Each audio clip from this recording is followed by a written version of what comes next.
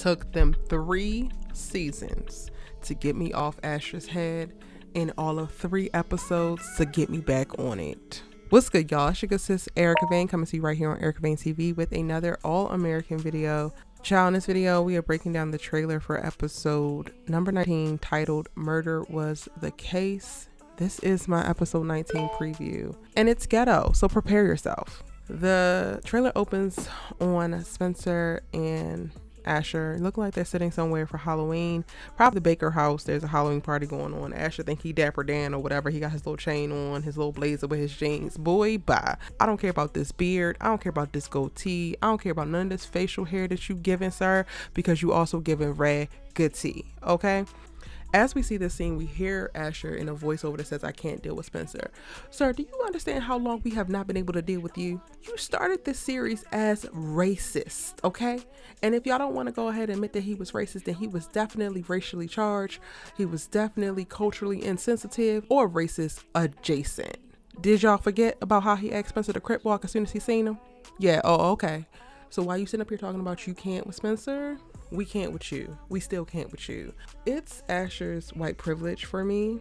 And while the heart condition and his redemption journey over the course of the last 3 seasons has worked wonders for my perception of him and me being able to tolerate him and even root for him at times, it is taking nothing less than these little instances of him leaning into his white privilege, leaning into his entitlement, and thinking that he is just supposed to be granted some type of goodwill, forgiveness off the strength of what? Because you're Asher Adams? You literally betrayed Spencer. What do you mean? And this actually just continues throughout the trailer because he literally does another voiceover and he's like, friendships shouldn't be a on and off switch.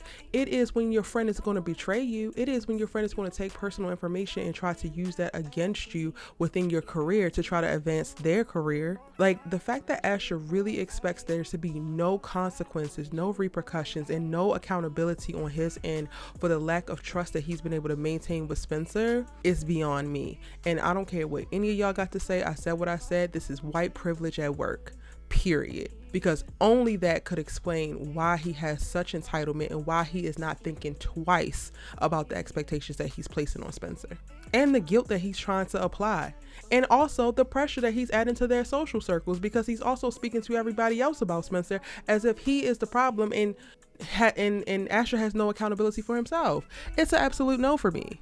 Now, the next thing that we see is Asher talking to Coop at the Crenshaw Cafe, and she's like, you guys have been there for each other through some tough times. And honestly, it's disproportionately Spencer has been there for you, Asher. Spencer has been there for you even after you made the racial remarks that you made. Spencer has been there for you even after you tried to get him kicked out of Beverly Hills. Spencer has been there for you after every single time you tried to sabotage his life and high school football career. And you might have given a wise word or, hey buddy, we bros now and everything cool.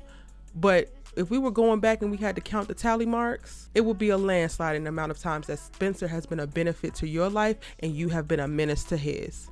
And yet and still, you're running around the hood and you're running around Beverly Hills trying to get everybody to get on your side and get Spencer to calm down and get Spencer to go ahead and forgive you and get Spencer to do whatever you want him to do. Meanwhile, all you have to do is leave the man alone. All you have to do is figure out a more ethical way to do your job. Well, actually, to do the job that you want to do, because it's not even your job to do all this snake stuff yet. Yeah, I'm already over what's happening in the storylines for everybody, and Asher can go back on the H list. We no longer care about him. He is back, relegated to F you, sir. And Jordan, get ready, because I got a ticket printing for yours too. And not them bringing JJ back into the series. We get to see a moment where he's like, we've been drifting apart since graduation. Then we get to see him walking out on everybody at this Halloween party. Like, let's not use JJ for this. His character has way more things that he could be doing. We care way more about JJ and his personal story than him trying to mend the fences of this broken vortex that needed to be busted up anyway. All these people need to go their separate ways, because in more ways than one, they're not actually helping each other. They're actually enabling each other. They're actually toxic with one another. And honestly, they need to take some time apart to see who they actually are, see who they can actually become without the limiting and suffocating nature that has become this group and this friendship that they all have. I'm over it. Break the whole gang up. Jamone is gone. Break everybody up. Go find yourself. Figure it out and stop getting on Erica's nerves while you at it. Now, we get a clip of Olivia looking concerned, talking to some dark-skinned girl, and I think that she might be talking to Davida, and I'm just like, oh God, help us. And with that, it's the lead into the voiceover with Spencer saying our passions are leading us in separate directions, and he looks like he's saying it in Olivia's bedroom, so maybe he's talking to Olivia. And I guess, y'all, this is literally just a trailer to the episode that's trying to allude to the fact that everybody's going their separate ways, and I ain't mad about it. At this point, let's go ahead and clear the board. Let's go into season 5 completely cleared. Nobody attached to nobody, and let's start over, because right now, this is not where it's at. It's not giving what it's supposed to give. I'm not excited about where the storylines are going, and I'm perfectly fine with pressing the reset button. Let's click it.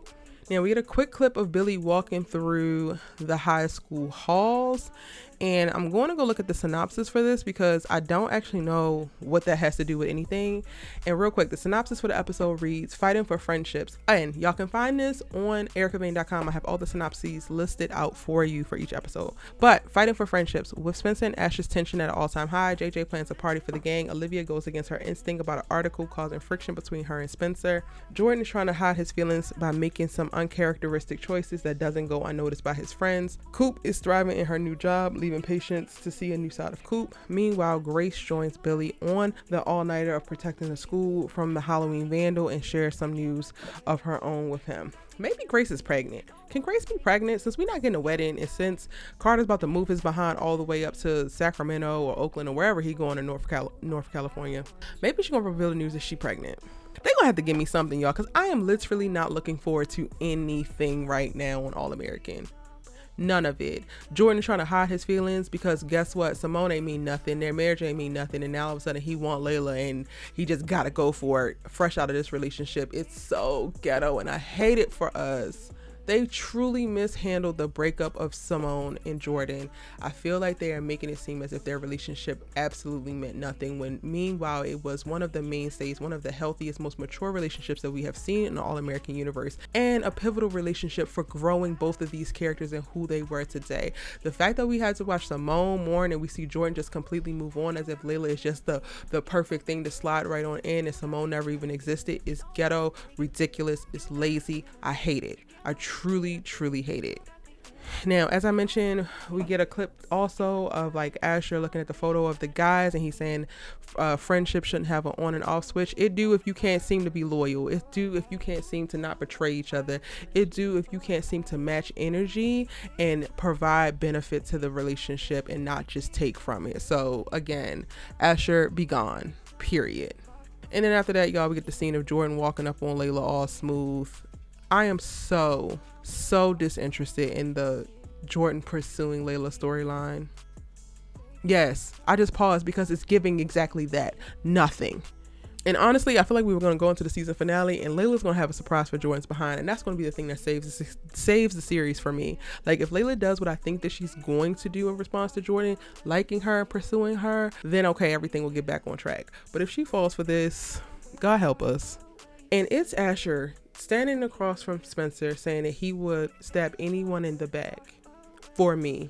Now, if y'all didn't believe me at the top of this video, at the beginning of this trailer, when I mentioned about Asher's white privilege, then you need to believe it now, because he literally looked at Spencer James and said that he will betray anyone, he will stab anyone in the back.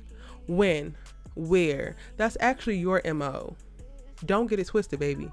That's all you. But because he's not going along with it and because he's not just shucking and driving and allowing you to take advantage of him to try to advance yourself, now all of a sudden he backstabbing you. You took his personal information to your coach and your team, but he's backstabbing you. Asher, again, take this middle finger and go straight to hell. And y'all, that's my breakdown. That's all I got. And this is the energy I got for these last 2 episodes because I'm very frustrated with the series right now. I'm very frustrated with what's happening. I don't understand what's happening and why. And we're going to continue to talk about it, but I ain't going to go and put on and be fake about it. So I hope that you enjoyed this breakdown. Let me know your predictions, thoughts, and theories in the comment section down below. If you're new here, hit that subscribe button and turn your bell notification so you don't miss out on any of my All American videos. And I will see you in the next one. Bye.